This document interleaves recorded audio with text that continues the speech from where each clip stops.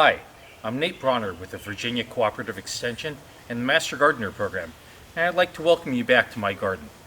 Today I'd like to talk to you about tomatoes.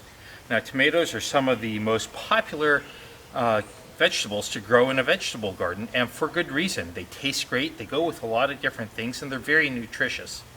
So most people like picking their tomatoes and getting them into the garden. I'd like to share with you some of my tips for how to make yourself an even more successful gardener with tomatoes than you might already be. The first thing I'd like to talk to you about is how to pick the right tomato. Now, of course, if you find a tomato that you love based on taste, that's the one you ought to be growing. But there's a lot of different varietals out there. There's hundreds, even thousands of different types of tomatoes. And if you go online to a number of seed or gardening retailers, they will have a whole list of hundreds on their website that you can choose between. How do you choose the right one for you? Well, the first thing you need to know about is some of the nomenclature about the tomatoes. Lots of times, the two biggest categories that they'll be separated into are determinate and indeterminate. Determinate tomatoes set all of their fruit at the same time, and they grow in more of a bush shape. Whereas indeterminate tomatoes grow in a vine and they keep growing the whole season long, and they produce fruit or vegetables over the entire season. So if you want cherry tomatoes that keep on producing all season long, you want to get an indeterminate tomato. Then you need to know what size of tomato you want. Do you want a paste tomato like a Roma tomato? Do you want a beefsteak tomato, a big hunk of one that you can take slices and put on your sandwich or on your burger? Or do you want cherry tomatoes that you can just pick off the vine and pop in your mouth and they taste so great? Those are some of the decisions that you need to make. A couple of years ago, when I was new to York County, a little over a decade ago, I started growing tomatoes here like I always do, and I started finding that my tomatoes weren't doing very well. And when I looked into it and I had Virginia Tech test the tomatoes that had been failing, I found out that my tomatoes were suffering from Fusarium wilt. It's a common disease that affects tomatoes in our area. I knew that in the future, if I wanted to grow tomatoes and be successful, I should pick varietals that were resistant to Fusarium wilt. How do I do that? Well, if you look on most tomato packages or on the websites, lots of tomatoes will have some capitalized letters at the end of the name. In this case, one of my favorite varietals is the Sweet Chelsea cherry tomato. At the end, you'll see that it has some capitalized letters that read TMVFN. Those refer to the disease resistance of this particular variety. It's been bred for disease resistance. In this case, tobacco mosaic virus, Fusarium wilt, and root nematodes. And these should be not immune to it, but much more resistant than your standard tomato. So I tend to use these along with other tomatoes in my garden. Makes it a lot easier to be successful. Another thing that I do when I'm planting my tomatoes is I am concerned about blossom end rot. For that, I need to make one of the ways that you prevent that is by having enough calcium in the soil. And an easy way to have extra calcium in the soil are chicken egg shells. It's pretty easy. I just crush them up after we're done using them, and I put them in the bottom of the hole where I'm going to be planting my tomato. It doesn't take a whole lot. I put them at the bottom there, and then they slowly leach their calcium into the soil, and I avoid blossom end rot. Now, most plants, when you plant them in the garden, you want to plant them at you want the plant to be at the same level in the garden that it was in the pot that you took it out of. You don't want to plant it up high, and you don't want to plant it way down low and then pile the dirt around the stem of the plant. Tomatoes are different in that regard. Tomatoes like being planted far down in the garden. They like planted way down in the soil because they will set out roots all the way up and down their stem here, and that will help it with its drought resistance. So on those hot summer days when you don't water maybe as much as you want it to, it can still get in all the water and the nutrients that it needs to grow big, tall, and strong. To do that, I simply pinch off the lower leaves before I plant it, and I'm going to plant it down in the soil. I'm going to plant it very deep in the soil. Now, I could also turn it on its side and gently twist up the end of it. That would also help and would expose more of the plant to the soil and allow it to grow more roots. But if you can see, it grew out right here in my pot, and now it's going to be buried down to about here when I put it into the soil. I just put it all the way down into the soil like this. It's nice and deep in there, and then I just push the soil back in there on top of it, and it is just going to be very happy here in the soil. And even pinch off this one lower leaf and encourage it to grow more roots all the way up and down its stem.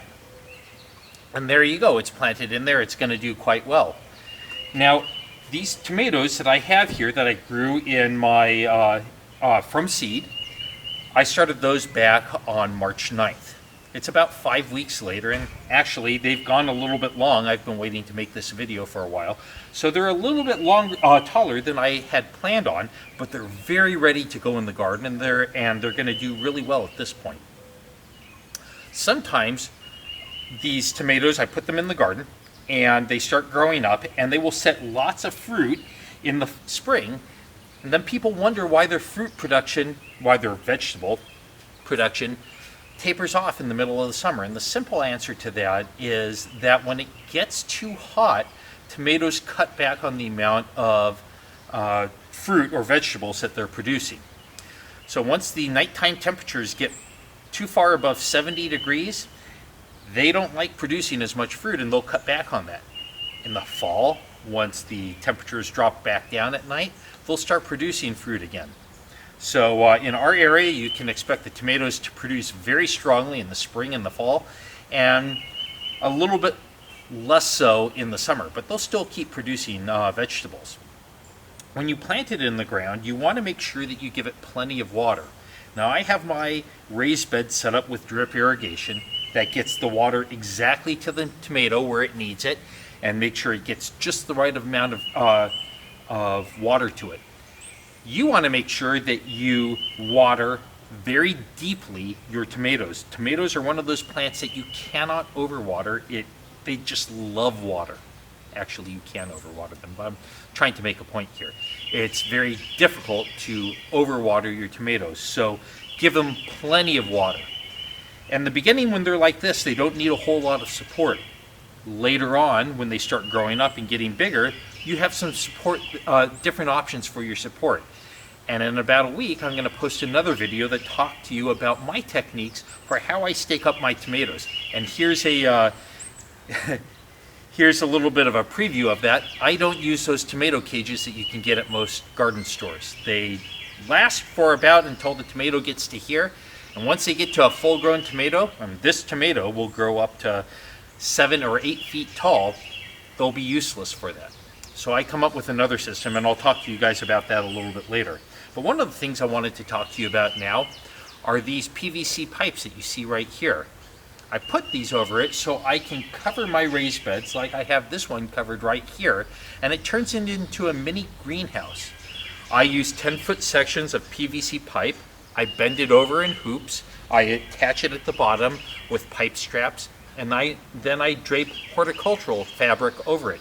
You can get it at most garden centers or online retailers, and that helps turn this raised bed into a mini greenhouse. So it keeps it a little bit more humid, a little bit warmer inside, and helps these warm season plants get a little bit of an extra start on the year when temperatures in April can fluctuate a lot. They can get down pretty close into the 40s, and we don't want that to happen. That might shock our plants a little bit. So I make sure that I give them a little bit extra, just like I am right here. I've got some cucumbers back here and some zucchini that are planted in here, along with dill. I do companion planting, and those are growing up much faster in here than they would if I didn't have this cover on it. And on nice days when it's really good, it can get too hot in there, so I take that cover off and let them enjoy that rich sunshine. Those horticultural fabrics come in various thicknesses. The thicker they are, the less light, the less rain, the less air that they let through, but they all are all permeable to water and air and sunshine. So you can choose it depending on the amount of protection that you want to give to your plants. The other thing I wanted to talk about is you can see the pepper plants here, and they're growing quite well. One thing I always plant with my tomatoes is basil. Not just because I like eating the two of them together, but this is called companion planting. And studies have shown that when you plant basil with tomato, they share the nutrients in the soil, and the nutrients that one both uses and then produces in the soil are used by the other one, and they both grow much hardier and get increased fruit production. So if you want that with your tomatoes, make sure you plant some basil next to it, and then let that grow on up. Those are the basics for the tomatoes. If you'd like any more information, you can contact the Virginia Cooperative Extension Office at 890-4940. Alternatively, you can go online to yorkcounty.gov/VCE for Virginia Cooperative Extension.